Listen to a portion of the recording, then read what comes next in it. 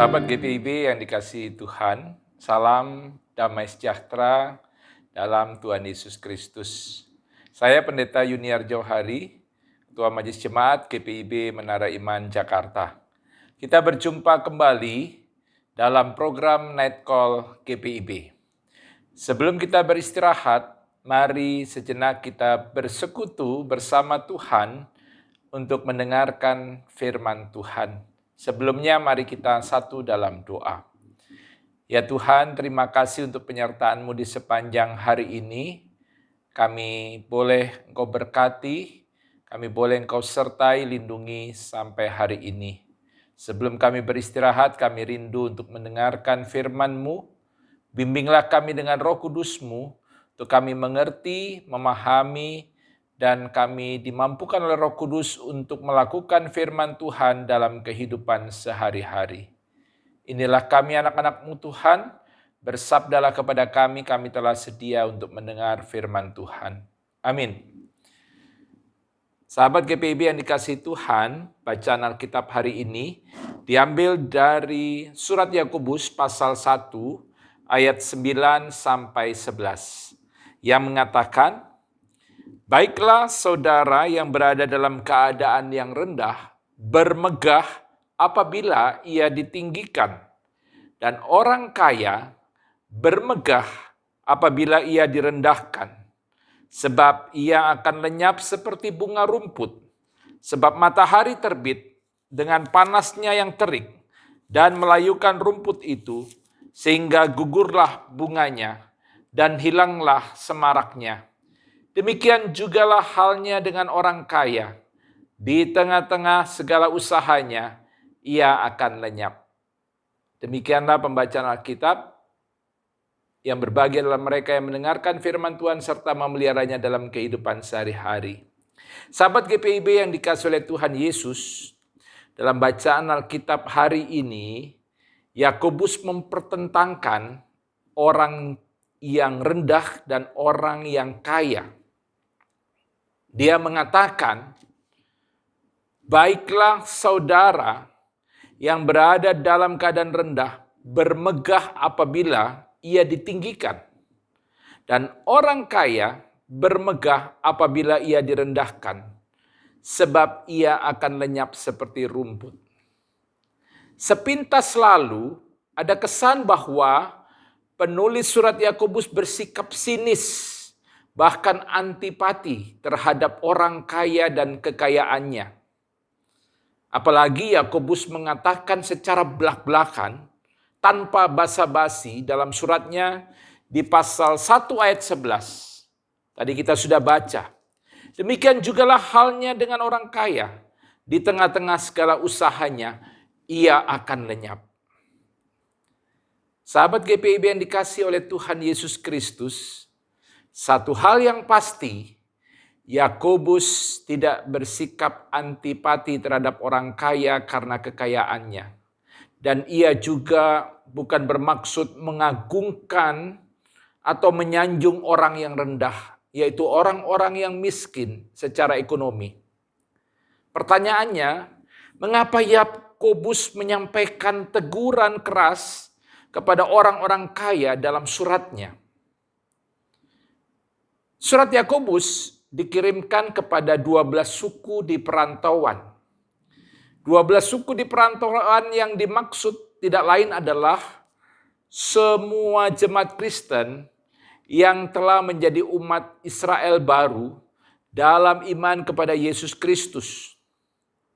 Perantauan menunjuk kepada dunia sebagai tempat perantauan sementara bagi setiap orang yang beriman kepada Yesus.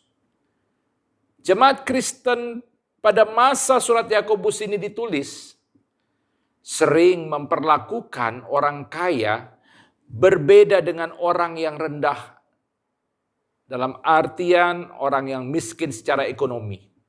Itu bisa kita baca di pasal 2 ayat 1 sampai 9.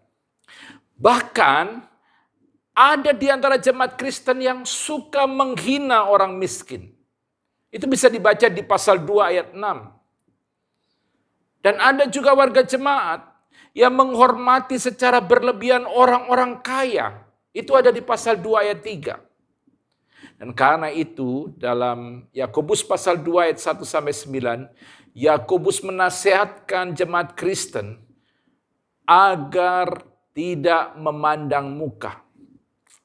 Yakobus selanjutnya mengatakan kepada orang-orang kaya bahwa mereka akan direndahkan dan segala kekayaan mereka akan lenyap. Perkataan yang keras ini ditujukan kepada orang-orang kaya yang suka menindas orang-orang miskin. Itu bisa kita baca di pasal 2 ayat 6. Dan orang-orang kaya ini melakukan ketidakadilan. Salah satu ketidakadilan yang dilakukan oleh orang kaya ialah menahan upah kerja para buruh yang sudah bekerja menuai ladang mereka. Itu ada di pasal 5 ayat 4.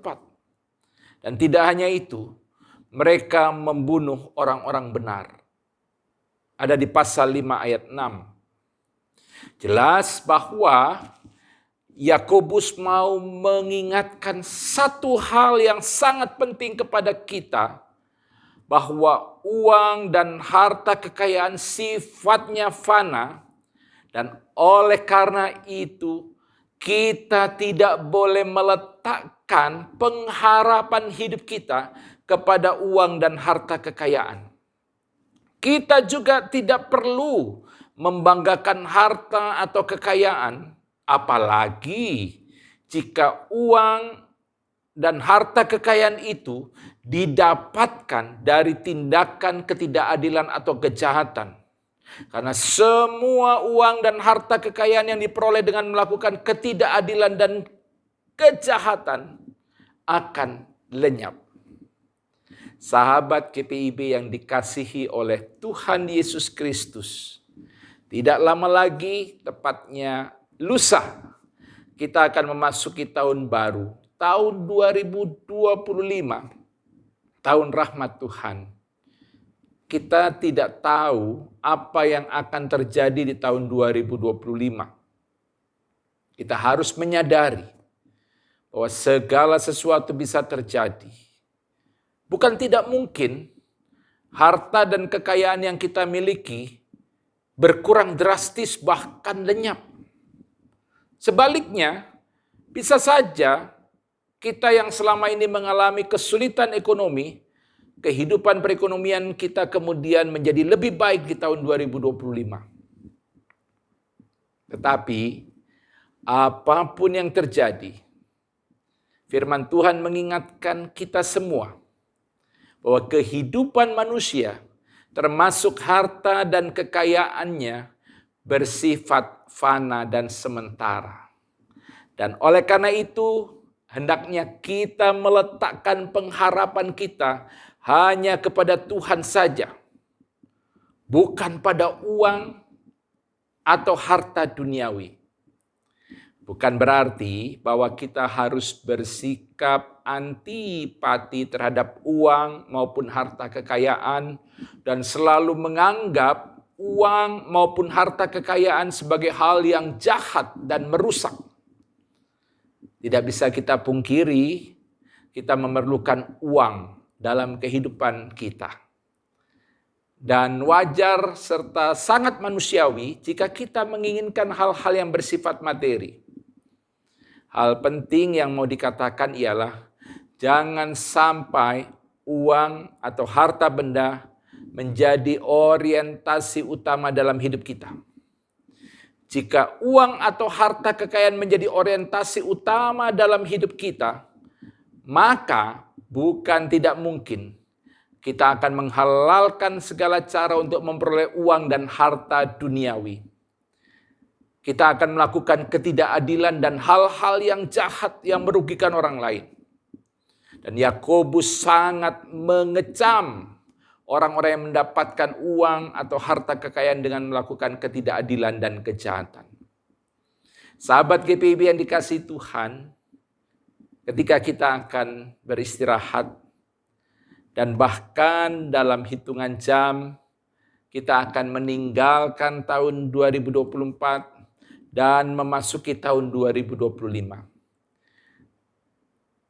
Hendaklah kita mensyukuri segala berkat yang dianugerahkan kepada kita. Tuhan sudah memberkati kita. Dan kiranya di tahun 2025 kita tetap meletakkan pengharapan hidup kita hanya kepada Tuhan, bukan kepada uang atau harta kekayaan. Kita berpengharapan hanya kepada Tuhan karena Dialah sumber segala keselamatan dan berkat. Kita memohon agar kehidupan kita di tahun 2025 tetap diberkati Tuhan. Dalam kehidupan kita yang diberkati Tuhan, kita tidak boleh sombong, melainkan kita tetap rendah hati.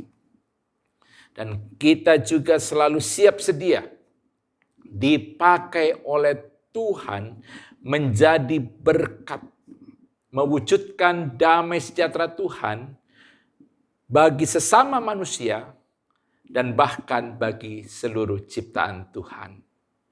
Soli Deo Gloria. Amin. Mari kita berdoa. Tuhan, firman-Mu mengajarkan bahwa Engkaulah satu-satunya harapan kami dalam hidup ini. Bukan harta, kekayaan, ataupun uang. Firman-Mu mengingatkan bahwa uang, harta, kekayaan bersifat fana dan bisa lenyap sewaktu-waktu. Dan biarlah kami meletakkan pengharapan hidup kami hanya kepada Tuhan. Ketika kami akan beristirahat dan bahkan ketika kami akan memasuki tahun 2025, biarlah kami tetap hanya berpengharapan kepada Tuhan. Dan kiranya ketika Tuhan memberkati kami dengan berlimpah-limpah berkat dalam bentuk uang ataupun harta kekayaan yang melimpah, biarlah kami juga senantiasa menjadi berkat bagi orang lain. Kami boleh mewujud nyatakan damai sejahtera Kristus dalam kehidupan sehari-hari.